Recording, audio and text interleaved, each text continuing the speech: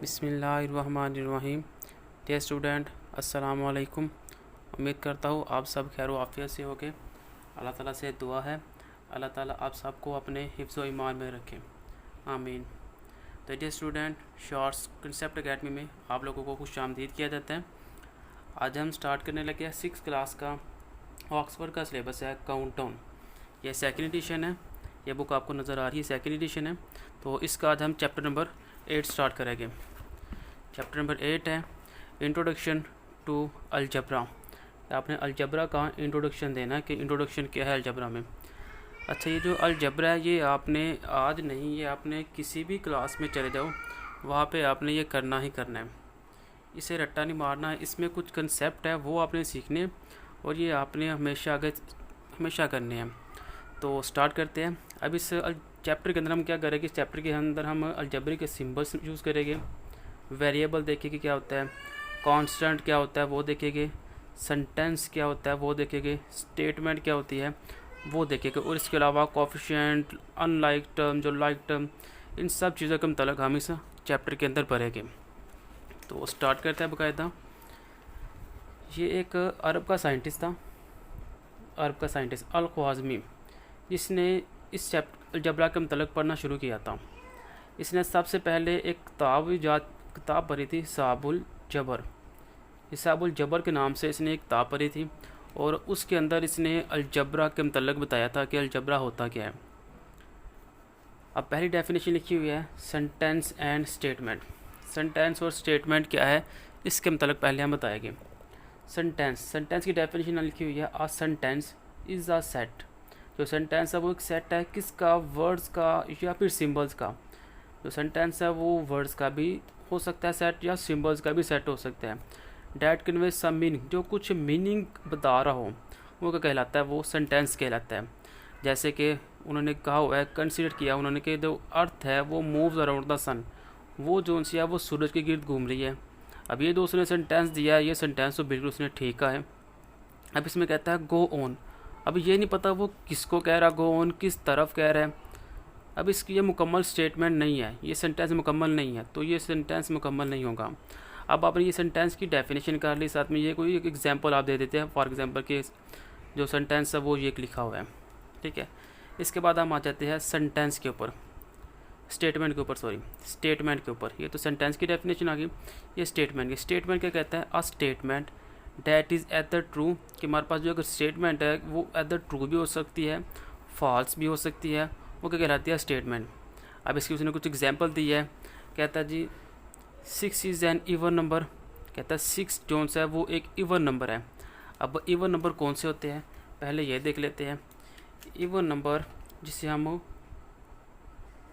ई होता है, इसको सिंबल शो करते हैं। इवन नंबर के अंदर क्या आता है, 2 आते हैं, 4 भी आ जाता है, 6 भी आ जाता है, 8 भी आता है, तो एंड सो ऑन, ये चलते जाते हैं। ये सारे क्या कहलाते हैं, इवन नंबर। अब इसमें देखिए कहता है 6 जो है वो एक इवन नंबर है, तो 6 उसमें से आ रहा था, तो ये क्या होगा मेरे पास, ये ट्रू होगा। अब सेकंड कहता है 1 is the smallest whole number, कि जो 1 है वो सबसे छोटा होल नंबर है। अब ये गलत है, क्योंकि जो होल नंबर है ना मेरे पास होते हैं वो होल नंबर 0 से स्टार्ट होते हैं और ये चलते जाते हैं 1 2 3 और ये चलते जाते हैं। अब सबसे छोटा नंबर इसमें होल नंबर 0 आ रहा है, तो मीन्स के ये स्टेटमेंट भी फॉल्स हुई। नेक्स्ट क्वेश्चन की तरफ आते हैं। कहता है जुपिटर जो है वो इज़ द लार्जेस्ट प्लैनेट है सोलर सिस्टम का, तो ये बिल्कुल ठीक है। फोर्थ कहता है इस्लामाबाद जो है वो कैपिटल है पाकिस्तान का, ये भी ठीक है, इस्लामाबाद दारुल खिलाफा है पाकिस्तान का। 5 कहता है 17 इज़ अ मल्टीपल ऑफ 3, कि 3 का जो टेबल है उसके अंदर 17 आता है, 3 के टेबल के अंदर 17 नहीं आता, तो ये फॉल्स है। कहता है अकबर वाज़ा फर्स्ट मुग़ल बादशाह। अकबर क्या वो पहला मुग़ल बादशाह था, नहीं जी, जो पहला बादशाह था वो था बाबर, लिहाजा नहीं अकबर ही था, तो लिहाजा ये ठीक हो गया। नेक्स्ट कहता है the highest score in test cricket.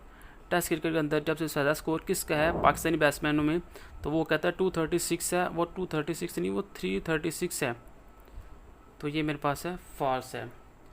Next कहता है आलम चन्ना was the tallest man of Pakistan, ये बिल्कुल ठीक है, क्योंकि उसकी जो हाइट है वो 7.6 ऑलमोस्ट फिट है। तो ये क्या होती है, ये ट्रू है।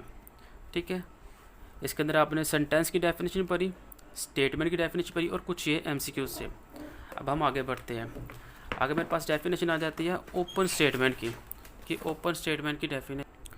तो आगे ओपन स्टेटमेंट की डेफिनेशन कहता है इन एन ओपन स्टेटमेंट, जो एक ओपन स्टेटमेंट होती है, it is not immediately no, हम इतनी जल्दी नहीं जान सकते वेदर द स्टेटमेंट, कि जो स्टेटमेंट वो दी गई है इज़ ट्रू है और फॉल्स या फॉल्स है, बिकॉज क्योंकि not all the information is available, क्योंकि हमें उसके मतलब मुकम्मल इन्फॉर्मेशन मालूम नहीं होती। तो वो क्या कहलाती है, वो ओपन स्टेटमेंट कहलाती है। अब इसकी एग्जांपल देखिए, इस एग्जांपल देखिए, कहता है 3+ ब्लॉक इज़ इक्वल 7। अब 3+ ब्लॉक, अब हमें नहीं पता इस ब्लॉक के अंदर क्या आना है, क्योंकि ये अनफिल है। अगर इसके अंदर कुछ फिल हुआ होता तो हम बता सकते थे कि ये जो स्टेटमेंट है ये ट्रू लिखी हुई है या फॉल्स लिखी हुई है। अब ये जो ब्लॉक है ये मैं बता रहा है कि ये एक ओपन स्टेटमेंट है। आपने ये इसकी डेफिनेशन निकाली, साथ में आप ये एक एग्जांपल दे सकते हो। आप सिर्फ यही नहीं, आप अपनी मर्ज़ी से कोई भी दे सकते हो। फॉर एग्जांपल आप कुछ भी लिख सकते हो, 4+ यहाँ पे ब्लॉक दे दें और यहाँ पे आप 7 लिख दें, तो ये भी एग्जांपल होगी। आप अपनी मर्ज़ी से कोई भी एग्जांपल दे सकते हो। अब देखो उन्होंने ये दिया हुआ है कि ओपन स्टेटमेंट है 7+ ब्लॉक इज इक्वल 12। अब इसको उन्होंने आंस भी दिया हुआ है कि इसमें 5 आंस आता है, तो ये क्या बन जाएगा 7 + 5 इज इक्वल 12। अब नेक्स्ट चलते हैं, आगे आ जाता है वेरिएबल। वेरिएबल की डेफिनेशन है, वेरिएबल क्या है, a variable is a symbol, वो एक सिंबल है डेट रिप्रेजेंट, जो रिप्रेजेंट करता है अ क्वांटिटी, एक क्वांटिटी को, कौन सी क्वांटिटी हो, the value which is unknown, जो हमें मालूम नहीं होती, उसे हम क्या कहते हैं, वेरिएबल। इसकी एग्जांपल क्या है, 7 + x इज इक्वल 12। अब देखिए 7 + x, x हमारे पास अननोन वैल्यू है, तो ये जो अननोन वैल्यू है ये क्या कहलाएगी, ये वेरिएबल कहलाएगी। अब 4 × 6 इक्वल y। अब देखो 4 × 6 क्या आता है ये तो हम जानते हैं, लेकिन y अननोन वैल्यू कहलाएगी। ठीक है, ये मेरे पास होते हैं वेरिएबल। अब ये ज़रूरी नहीं है ये मेरे पास सिर्फ x ही हो, ये x भी हो सकता है, y भी हो सकता है, ये z भी हो सकता है, कोई भी हो सकता है। ये सारे क्या कहलाएंगे, वेरिएबल। नेक्स्ट आ जाते हैं कांस्टेंट की डेफिनेशन। अब कांस्टेंट क्या होता है, कहता है अ टर्म, एक term debt has a fix value, जिसकी एक फ़िक्स वैल्यू हो, एंड अपीयर सेपरेटली, और बिल्कुल साथ हो और लैदा हो, from a variable is a constant, variable के साथ वो क्या कहलाएगा, कांस्टेंट। यानी कि कहता है मेरे पास अगर रकम है x+2, अब ये x क्या है ये तो हम जानते हैं ये एक वेरिएबल है। अब ये 2 क्या है, ये एक कांस्टेंट है, ये नंबर्स है। अब 2 की जगह पे 4, 3, 5 कुछ भी हो जाए, ये क्या कहलाएगा, ये एक कांस्टेंट कहलाएगा। फिर कहता है अलजेब्रिक एक्सप्रेशन। अलजेब्रिक एक्सप्रेशन क्या होता है, कहता है एनी नंबर, कोई भी नंबर हो सकता है, वेरिएबल हो सकता है और कम्बिनेशन या इसका कोई मजमुआ हो सकता है, नंबर्स और वेरिएबल का, जो कनेक्ट होते हैं 1 और मोर साइन ऑफ फंडामेंटल ऑपरेटर, जो एक या एक से ज़्यादा साइन के साथ मिले हुए हो, वो क्या कहलाते हैं, वो अलजेब्रिक एक्सप्रेशन कहलाते हैं। अब इसकी मैं आपको एक एग्जांपल देता हूँ कि अलजेब्रिक एक्सप्रेशन कौन सी हो सकती है। अब देखिए कहता है मेरे पास एक वेरिएबल है x + 2y + z। अब देखिए ये भी वेरिएबल आ चुका हुआ है, ये भी वेरिएबल आ चुका है, ये भी वेरिएबल आ चुका है, और इसके दरमियान ये प्लस का साइन भी आ गया। कुछ ऐसी इक्वेशन हो जिसके अंदर वेरिएबल भी आए हुए हो और प्लस माइनस का साइन भी मौजूद हो, और वो एक ही रकम के साथ लिखी हो, तो वो क्या कहलाएगी, कि एक एक्सप्रेशन कहलाएगी, अलजेब्रिक एक्सप्रेशन। अब ज़रूरी नहीं है वो कुछ भी हो सकती है, वो कुछ ऐसा भी हो सकती है 4x + 3y - 6, तो ये भी क्या कहलाएगी, ये भी एक अलजेब्रिक एक्सप्रेशन ही कहलाएगा। ठीक है, ये मेरे पास अलजेब्रिक एक्सप्रेशन की डेफिनेशन आ गई है। अब इसकी एग्जांपल आप क्या करोगे, वो आप कोई भी दे सकते हो, अपनी मर्ज़ी से भी दे सकते हो, या फिर ये भी लिखी हुई है एक a + b, एक अलजेब्रिक एक्सप्रेशन है। 4x + 2y - 3z, ये भी अलजेब्रिक एक्सप्रेशन है। आप इसमें से कोई सी भी दे सकते हो। ठीक है, ये मेरे पास आ गया अलजेब्रिक एक्सप्रेशन की डेफिनेशन।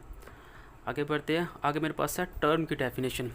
अब टर्म की डेफिनेशन क्या होती है, कहते हैं द नंबर, कोई नंबर और लेटर या कोई लेटर हो, सेपरेट बाय ऑपरेटर्स, जो प्लस माइनस के साइन से अलहदा हो, इन एन अलजेब्रिक एक्सप्रेशन और कॉल्ड टर्म्स, वो टर्म्स कहलाएगी।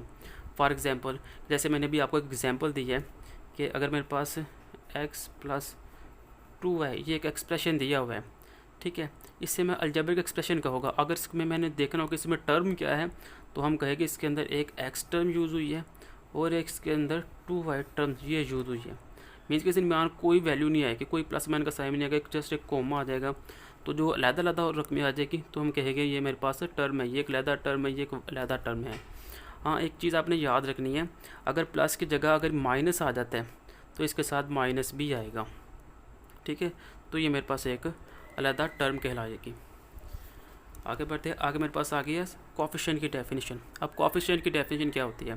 कहता है द सिंबल और नंबर, कोई सिंबल या number appear before the variable, जो वेरिएबल से पहले लिखा हुआ हो, use in algebraic expression. Algebraic expression में वो क्या कहलाएगा? वो कोएफिशिएंट कहलाएगा। फॉर एग्जांपल मेरे पास वैल्यू है 2xy जी। अब इसमें देखिए x भी वेरिएबल इस्तेमाल हो रहा है, y भी वेरिएबल इस्तेमाल हो रहा है और z भी वेरिएबल इस्तेमाल हो रहा है। अब इसमें ये जो 2 आ गया हुआ है, कोई नंबर आ चुका हुआ है, ये क्या मेरे पास कहलाएगा? ये एक कोएफिशिएंट कहलाएगा। अब एक और चीज़ याद रखिएगा कि अगर मेरे पास ये एक जस्ट y है, अब इस y ये सिंपल y नहीं है, इसके साथ कुछ वैल्यू अटैच होती है। जैसा कि इसके साथ कोई साइन है तो कौन सा साइन है? प्लस का साइन है। कोई रकम नहीं है तो मीन्स कि इसके पास एक 1 है। तो आगे बढ़ते हैं। आगे मेरे पास एक लास्ट डेफिनेशन रखी है टर्म, लाइक टर्म्स और अनलाइक टर्म्स की जी। ये कहते हैं इफ़ टू टर्म्स, अगर दो टर्म्स डिफरेंट हो ओनली इन देयर नंबर्स, इन नंबर्स में, आर लिटरल्स कोएफिशिएंट या इन लिटरल कोएफिशिएंट्स में, आर डू नॉट डिफरेंट, वो डिफरेंट नहीं कहलाएगी एट ऑल, वो तमाम डिफरेंट नहीं कहलाएगी। They are called like term, वो क्या कहलाएगी? Like term. जैसे कि एक कहता है एक मेरे पास रकम है 2x, ठीक है, एक मेरे पास टर्म आ गई है 3x, ठीक है। अब देखिए मैंने कोमा यूज़ किया है, मीन्स कि ये एक अलहदा टर्म है, ये एक अलहदा टर्म है, इसे मैं अलजेब्रिक एक्सप्रेशन नहीं कहूँगा, ये टर्म्स हैं। अब मैं कहता हूँ मैंने इन दो टर्म्स को ऐड करना है, तो देखिए ये 2 और 3 ये क्या हो जाएगा? 5। अब ये बेस जो सा है, वेरिएबल जो सा है, ये x है, ये भी x है, तो ये ऐड हो जाएगा, x आ जाएगा। अगर यहाँ पे होता 2x, 2y, तो आप कहते हैं सारे से ऐड करें, तो ये भाई कभी ऐड नहीं होंगे, क्योंकि इनके जो वेरिएबल है वो ही सेम नहीं है, इनके जो बेस चाहिए ये भी सेम ही नहीं है। ये है 2x + 2y, ये ऐसे लिखा जाएगा, ये इकट्ठा नहीं लिखा जाएगा, ठीक है। ये कहते हैं लाइक टर्म की। अनलाइक क्या आएगी? जो डिफरेंट टर्म्स और कॉल्ड अनलाइक टर्म, यानी कि ये जगह 2x 2y ये अलग आई हुई है, इनमें बेस अलग है, वेरिएबल अलग है, तो मीन्स कि ये क्या होगी? अनलाइक टर्म, ठीक है। अगर लाइक टर्म की अपनी एग्जांपल देखनी हो तो कहता है the term 2a 5a - 4a और कॉल्ड लाइक टर्म्स है because they are same variable. इसके अंदर वेरिएबल क्या है? सेम है। इसके में a वेरिएबल है, ये भी a variable, a variable, a variable, सब में वेरिएबल a है, तो मीन्स कि इनके टर्म भी सेम हो जाएगी। ये लाइक टर्म की एग्जांपल है। अनलाइक की देखनी हो तो देखिए 2ab - 4bc। अब इसमें जो वेरिएबल एक इस्तेमाल हुआ है a और एक वेरिएबल इस्तेमाल हुआ है b। अब इसमें एक वेरिएबल इस्तेमाल हुआ है b और एक वेरिएबल इस्तेमाल हुआ है c, यानी कि ये बिल्कुल डिफरेंट वेरिएबल है। तो जो डिफरेंट वेरिएबल है वो आपस में ऐड नहीं होते, वो सिंपल आप साइन दे के सिंपल ऐसे लिख लोगे, तो ये होती है अनलाइक टर्म्स, ठीक है। नेक्स्ट वीडियो में हम इंशाल्लाह एक्सरसाइज 8a स्टार्ट करेंगे, तो फिर वो इंशाल्लाह कैरी ऑन करेंगे। तो उम्मीद करता हूँ आपको आज की वीडियो पसंद आई होगी। इंशाल्लाह नेक्स्ट वीडियो में मिलते हैं। अल्लाह हाफिज़।